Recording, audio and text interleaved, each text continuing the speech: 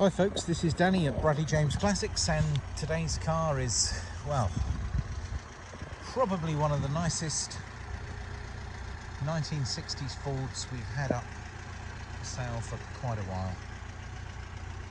It is the unmistakable Ford Corsair. It's a two-door model from 1964. It's a 1500 Deluxe and just impossibly rare these days. I was reading that there's literally only hundreds of these cars still off on the road. For those of you in the know, you'll probably be aware that there was never a Mark II or a Mark III Corsair. There was only really the initial production run, 1963 to 1970. So it does make these cars rare. In fact, the two-door is so rare that when they were new, they were built to order in the Deluxe model and Plus anyway. They did offer a budget Fleetline car, which was the company car users. However, the Deluxe model like this as a two-door would have been a rare car even then.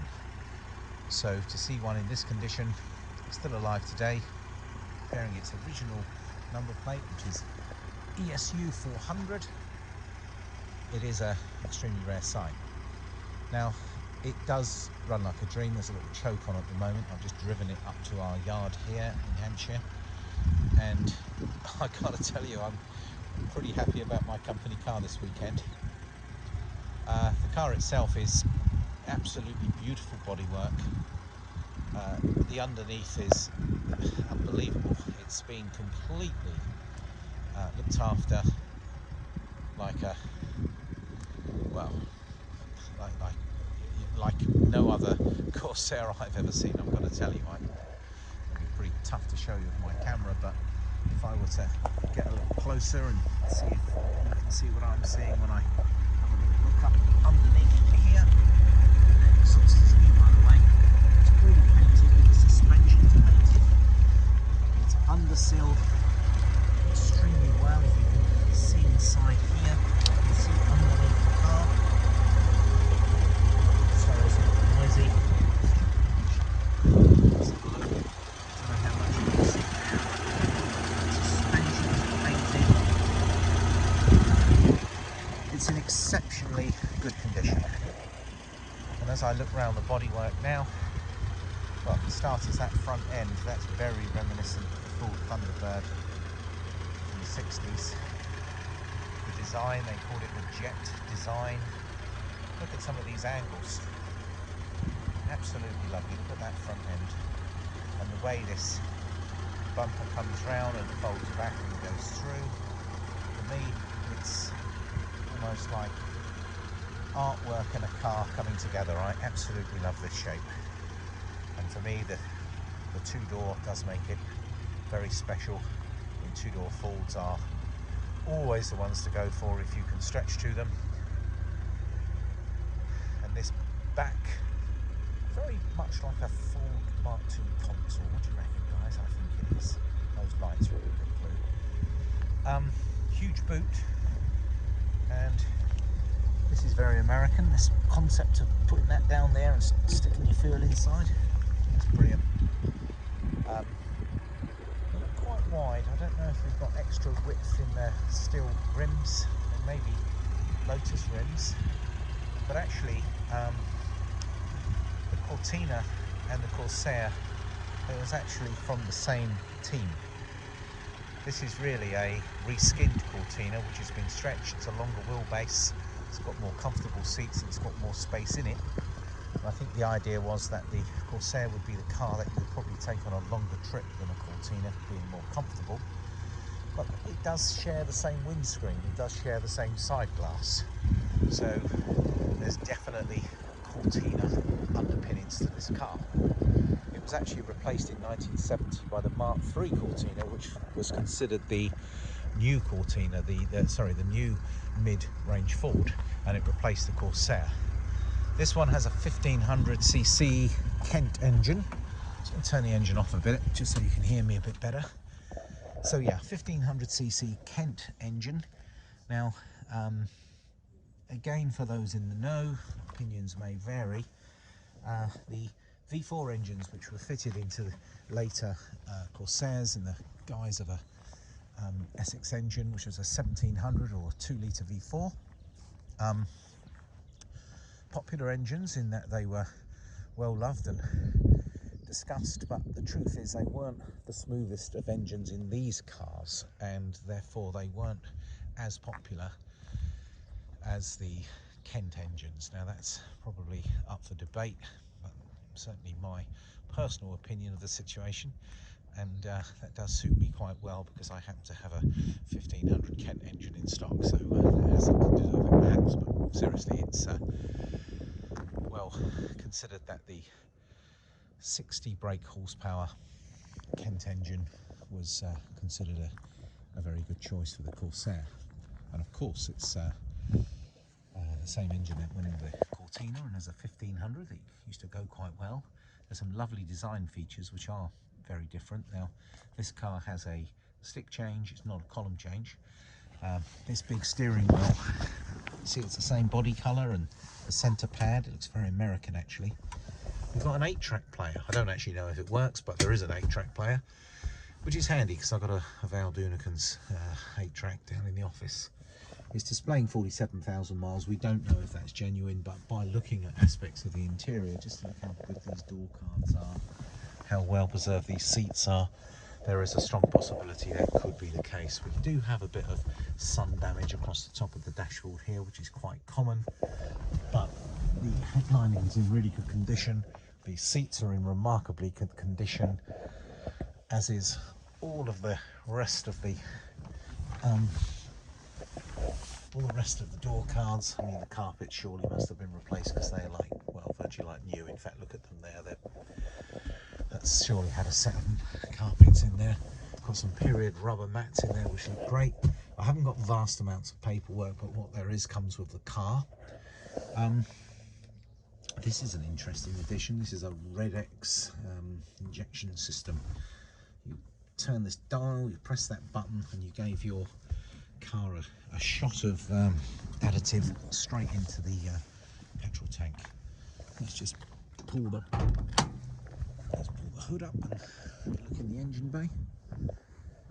As I say, I have got some photos of this car when it was stripped down to a shell, and they do look quite old photos. At some point this car has had a complete paint job, and it would appear that it's included doing the engine bay as well, because that's in such remarkably good order. So here we are, look at that, lovely through here, across this bulkhead and through this inner wing and through this slam panel here. Now I can see there's a facet pump connected here, so we've got a electric fuel pump. That's that additive injection system I was talking about, just added there, a quick squirt. We've got an electric pump and its correct water bottle there, and I've been enjoying driving this car today, I can assure you that. It's been an absolute joy. It's in such good condition under here, and here we are, there's the Ford badge talking about the trim and the numbers. And it really just remains to say that this car is in wonderful original condition, a total credit to its previous owners. It does have some period spotlights on the front. These are some Lumex ones, which you would have seen back in the day. And there's also the AA badge and a Clacton Classic Car Club and the International Doghouse Club, which, let's face it, a few of us know what it's like to be in that club. In fact, I don't think I've ever not been in that club. So, I'm just looking at a few notes here that I've made about this car, and I think I've covered all the salient points. It really just remains to say that the car would be, well, you'd be very welcome to come and have a look at this car. It drives wonderfully well, an old manual choke, it starts on the button, some lovely features. I love this, look at it, you just do not see, you don't see this sort of switchgear anymore. Yeah, I'm pretty bowled over by this lovely old car. Well, she's in stock now, and you are welcome to come and have a look. can take your existing classic car as a part exchange. We can take your modern car as a part exchange. We could even take a light commercial. We try very hard to facilitate a deal. The car is obviously tax and MOT exempt. The car looks to have been maintained to an extremely high standard. It certainly drives extremely well, and I can't see any reason why you couldn't just jump in this car and drive anywhere. I know that's what I'm going to be doing this weekend with it. And so when I do see the first viewer or have my first conversation with a prospective purchaser, I can give them direct feedback on what it was like to drive this car. I've noticed it's got a fairly new matching set of tyres on, which are all modern radials, and it does sit on those steel wheels. The new exhaust system's fitted to the car, sounds lovely. There's a huge boot inside there. In fact, if I can find the key, let's have a quick look in there as well, because we have looked in the bonnet. And if I remember rightly, it's usually this big key that fits the boot on these cars. And then turn right. Yes, that's good. Memory serves me well. Well, this looks incredible. This looks like a car that's 3 years old, not closer to 60 years old.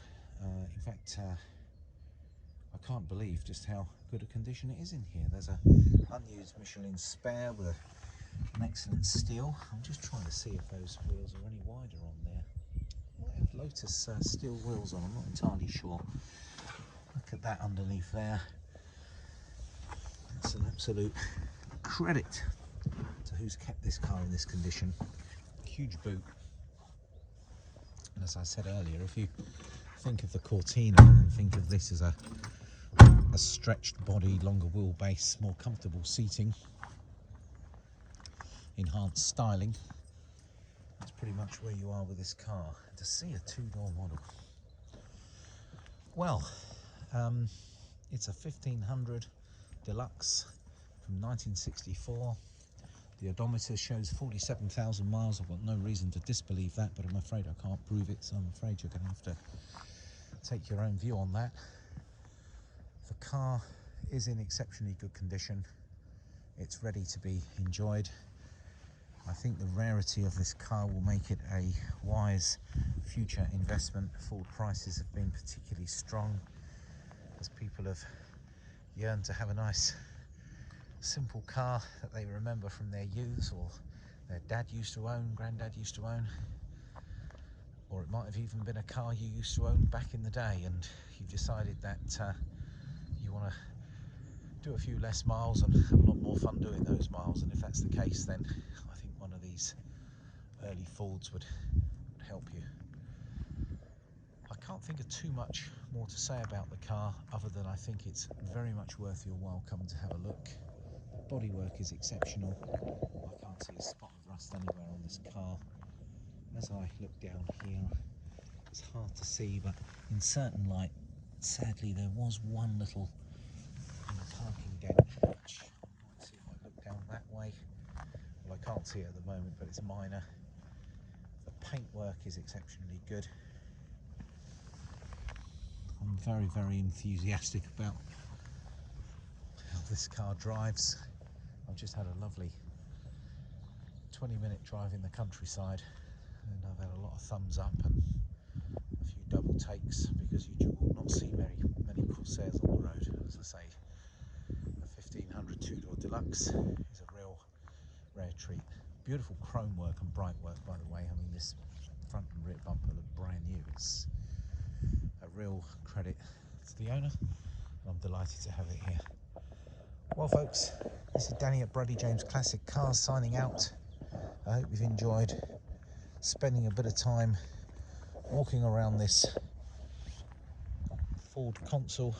I'm sorry, well, actually they did call the early car the Consul Corsair. In fact, yeah, there we are, the badge even says so. A real pleasure. Thank you for spending this time with me. Please get in touch if you'd like any further information about this wonderful old piece of Ford motoring history. Danny at Bradley James signing out.